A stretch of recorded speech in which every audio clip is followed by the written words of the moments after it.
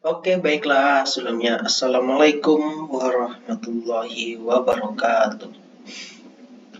Sebelumnya, perkenalkan, nama saya Muhammad Madil Awal, NIM B1B1222076, Prodi Ilmu Pemerintahan, Fakultas Hukum, dengan mata kuliah Pemerintahan Nasional. Dosen pengampu Bapak Alfa Beriansa, SIP, MIP. Di sini saya akan membawakan materi seputar DPR, tentang apa itu DPR, sejarah DPR, kedudukan, wewenang, hak dan kewajiban. Mungkin langsung saja di sini. DPR, Dewan Perwakilan Rakyat. Latar belakang, dalam bingkai negara, unitaris juga diakui corak kemajemukan bangsa sebagai sesuatu yang tetap dipertahankan tanpa menimbulkan separatis atau gerakan keretakan bagi persatuan dan kesatuan negara Indonesia. Kemudian untuk mewujudkan hal itu sangat dibutuhkan suatu instrumen demokrasi, yaitu lembaga perwakilan. Salah satunya ialah DPR atau Dewan Perwakilan Rakyat, sebagai perwujudan kehendak rakyat dalam menentukan kebijakan-kebijakan negara melalui peraturan perundang-undangan. DPR merupakan perwakilan politik atau politika respiration yang anggotanya dipilih melalui pemilu. DPR adalah organisasi pemerintah yang bersifat sekunder, sedangkan rakyat bersifat primer. Sehingga melalui DPR, kedaulatan rakyat bisa tercapai sebagaimana dalam Pasal 1 Ayat 2 Undang-Undang Republik Indonesia tahun 1945. Kedaulatan berada di tangan rakyat dan dilaksanakan menurut Undang-Undang Dasar.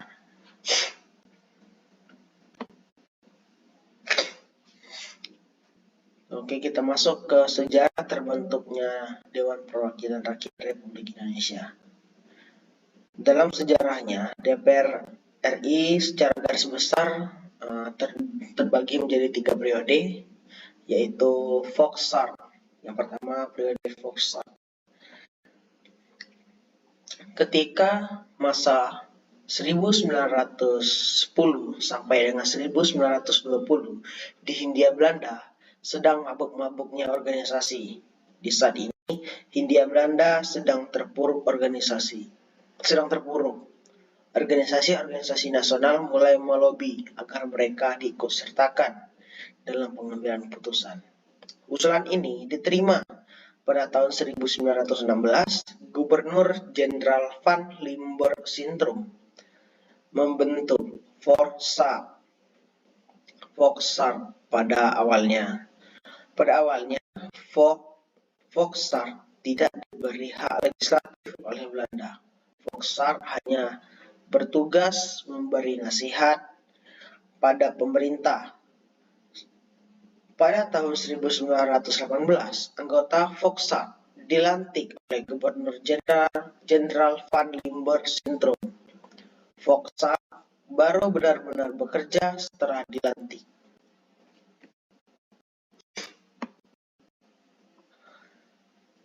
Kita masuk ke periode kedua pada masa perjuangan kemerdekaan. Pada tanggal 11 Januari 1942, Jepang pertama kali menginjakkan kakinya di bumi Indonesia, di Tarakan, Kalimantan Timur. Hindia Belanda tidak mampu melawan dan menyerah kepada Jepang pada tanggal 8 Maret 1942. Dengan demikian, Belanda mengakhiri masa penjajahannya selama 350 tahun pada tahun 350 tahun di Indonesia. Pergantian penjajahan dari Belanda kepada Jepang mengakibatkan keberadaan Volkswagen secara otomatis tidak diakui lagi. Kedatangan Jepang awalnya disambut gembira oleh rakyat Indonesia karena cita-cita Indonesia untuk lepas dari penjajahan Belanda telah berhasil diwujudkan. Digadang-gadang akan membawa perubahan. Jepang malah bersikap menjajah sama seperti Jepang. Bahkan Jepang malah lebih kejam. Di beberapa daerah pada tahun 1943, Jepang membentuk Chūsang-in atau Badan Pertimbangan Pusat. Fungsi Chūsang-in ini mirip seperti Volkswagen pada awalnya mirip seperti Volkswagen, yakni hanya memberi pendapat serta menjawab pertanyaan seputar Indonesia dari pemerintah militer Jepang. Hanya itu saja, tidak ada hak legislatif maupun pada apapun pada tubuh Chūsang-in ini.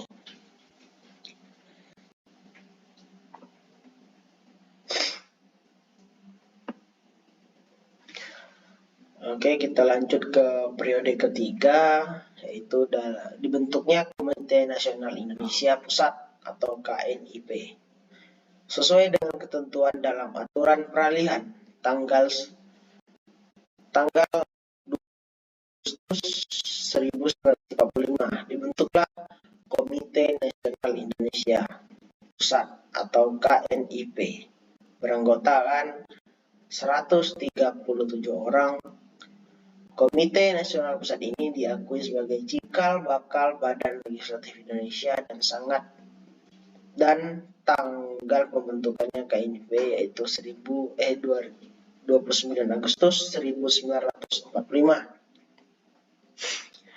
Diresmikan sebagai hari dari DPR RI. Hari jadi dari DPR RI. Dalam sidang KNIP yang pertama, disusunlah pimpinan dalam lembaga tersebut. KNIP lalu berganti nama menjadi DPR dan Senat Republik Indonesia pada tahun 1950. Pada tahun berikutnya terjadi perubahan yang signifikan dan dalam fungsinya. Oke, kedudukan DPR Negara Republik Indonesia. Kedudukan DPR dalam Negara Republik Indonesia. DPR merupakan lembaga perwakilan rakyat yang berkedudukan sebagai lembaga negara. Anggota DPR berasal dari anggota partai politik serta pemilu yang dipilih berdasarkan hasil pemilu. DPR berkedudukan di tingkat pusat, sedangkan DPR RI berkedudukan di tingkat pusat, sedangkan DPR yang berada di tingkat provinsi disebut DPRD, Dewan Perwakilan Rakyat Daerah Provinsi, dan yang berada di kabupaten atau kota disebut DPRD Kabupaten atau Kota. Keanggotaan DPR diresmikan dengan keputusan Presiden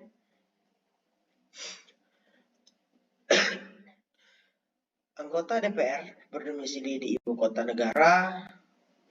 Masa jabatan anggota DPR adalah 5 tahun dan berakhir pada saat DPR yang baru mengucapkan sumpah dan janji. DPR sebagai lembaga negara mempunyai hak-hak, yaitu hak interpelasi yang merupakan hak DPR untuk meminta keterangan kepada pemerintah mengenai kebijakan pemerintah yang penting dan strategis serta berdampak luas bagi kehidupan masyarakat.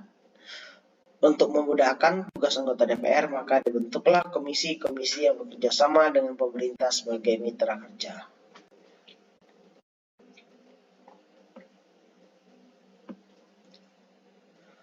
Oke, baiklah kita masuk ke dalam fungsi DPR. DPR ada beberapa fungsi DPR. Ada beberapa fungsi. DPR memiliki beberapa fungsi. Yang pertama adalah fungsi legislasi, yaitu fungsi legislasi merupakan fungsi DPR sebagai lembaga tertinggi negara memiliki fungsi sebagai lembaga yang memiliki kekuasaan membentuk undang-undang. Yang kedua, fungsi anggaran. Yang dimaksud dengan fungsi anggaran adalah DPR sebagai lembaga tertinggi negara memiliki fungsi sebagai lembaga yang memiliki kekuasaan untuk membahas dan memberikan persetujuan dan tidak memberikan persetujuan terhadap rancangan undang-undang APBN yang dilakukan oleh Presiden. Yang ketiga, fungsi pengawasan. Yang dimaksud dengan fungsi pengawasan ini adalah DPR sebagai lembaga tinggi negara memiliki fungsi sebagai lembaga yang memiliki kekuasaan pengawasan atas pelaksanaan undang-undang dan APBN. Fungsi-fungsi ini dilaksanakan sebagai kerangka presentasi rakyat terhadap pemerintah, sebagaimana sudah diterangkan pada pasal Undang-Undang Dasar 1945, Pasal 20A ayat 1 dan Undang-Undang Nomor 27 Tahun 2009, Pasal 69 ayat 1 sampai dengan 2 dan Pasal 70 ayat 1 sampai ayat 3.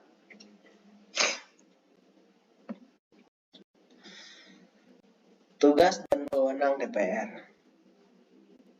Tugas dan wewenang DPR antara lain menyerap, menghimpun, menampung, dan menindaklanjuti aspirasi rakyat. Kedua, memberikan persetujuan kepada Presiden untuk yang pertama, menyatakan perang ataupun membuat perdamaian dengan negara lain. Yang kedua, mengangkat dan memberhentikan anggota Komisi Yudisial. Yang ketiga, tugas dan wewenang DPR yang ketiga, memberikan pertimbangan kepada Presiden dalam hal yang pertama, memberikan amnesti atau dana bolis. Yang kedua, mengangkat duta besar dan menerima penempatan duta besar lain. Tugas dan wewenang DPR yang keempat, memilih anggota BPK dengan memperhatikan pertimbangan DPD. Yang kelima, memberikan persetujuan kepada Komisi Yudisial terkait calon Hakim Agung yang akan ditetapkan menjadi Hakim Agung oleh Presiden. Yang keenam, memilih 3 orang hakim konstitusi untuk selanjutnya diajukan ke Presiden.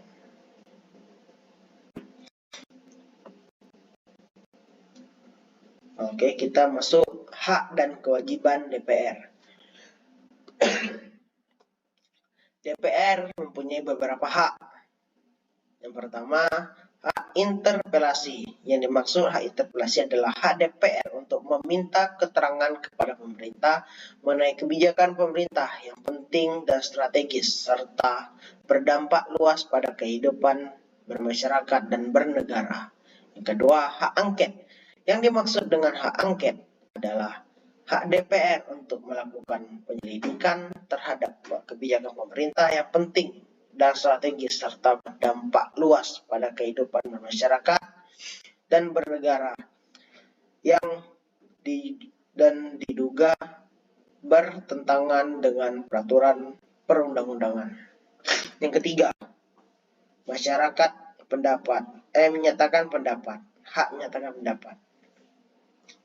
Yang dimaksud dengan hak menyatakan pendapat ialah hak DPR sebagai lembaga untuk menyatakan pendapat terhadap kebijakan pemerintah atau mengenai kebijakan luar biasa yang terjadi di tanah air atau situasi dunia internasional disertai dengan rekomendasi penyelesaian atau sebagai tindak lanjut pelaksanaan hak interpelasi dan hak angket, atau terhadap dugaan bahwa presiden dan atau wakil presiden melakukan pelanggaran akan pengkhianatan terhadap negara, penyuapan, tindak pidana berat lainnya, atau perbuatan tercela, maupun tidak lagi memenuhi syarat sebagai presiden atau wakil presiden.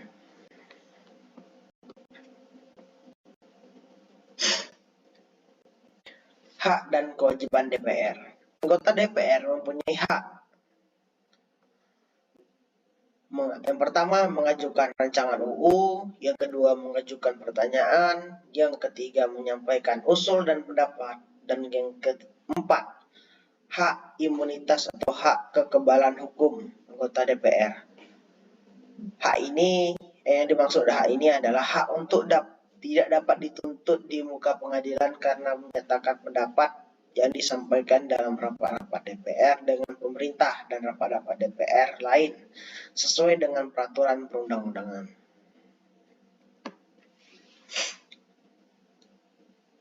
Masih dengan hak dan kewajiban, anggota DPR mempunyai kewajiban.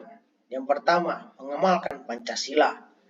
Yang kedua, melaksanakan Undang-Undang Dasar 1945 dan mentaati peraturan perundang-undangan. Melaksanakan kehidupan demokrasi dalam menyelenggarakan pemerintahan. Yang keempat, memperhatikan dan memelihara kerukunan nasional dan keutuhan negara Kesatuan Republik Indonesia.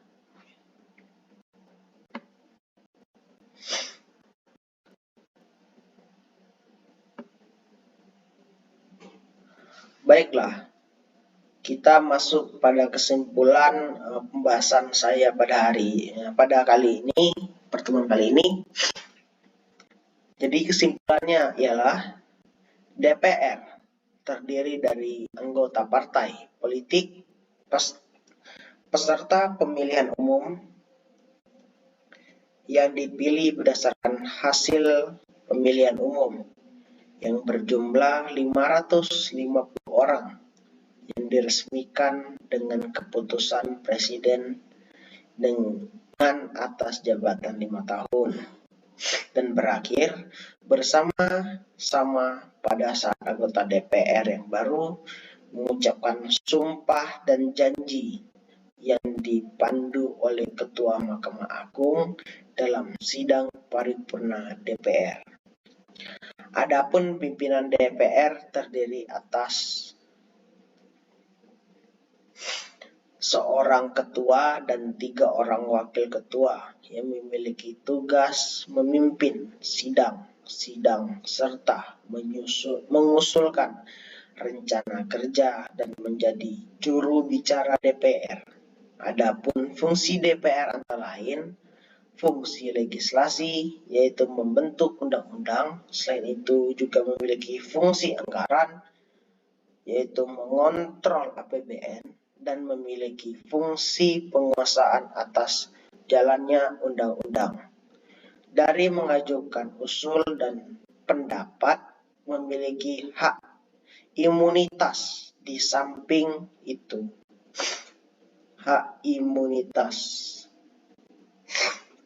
samping itu, DPR memiliki kewajiban mengamalkan Pancasila, melaksanakan Undang-Undang Negara Republik Indonesia, dan kehidupan demokrasi serta memelihara kerukunan nasional dan keutuhan negara Kesatuan Republik Indonesia. Mungkin itu saja yang dapat saya sampaikan pada video kali ini. Semoga video kali ini dapat bermanfaat untuk teman-teman mahasiswa semua, untuk teman-teman semua, tentang apa itu DPR, sejarah perkembangannya DPR dari awal terbentuk dan sampai dengan sekarang, kedudukan, wewenangnya, serta hak dan kewajibannya berdirinya DPR di Indonesia ini. Apabila ada kesalahan kata, saya mohon maaf atau mohon maaf sebesar-besarnya. Jika hari ini kau menjadi seorang pembaca, maka besok kau akan menjadi seorang pemimpin. Akhirul kalam, wallahul muwaffiq la aqwamit thoriq. Wassalamualaikum warahmatullahi wabarakatuh. Hidup mahasiswa.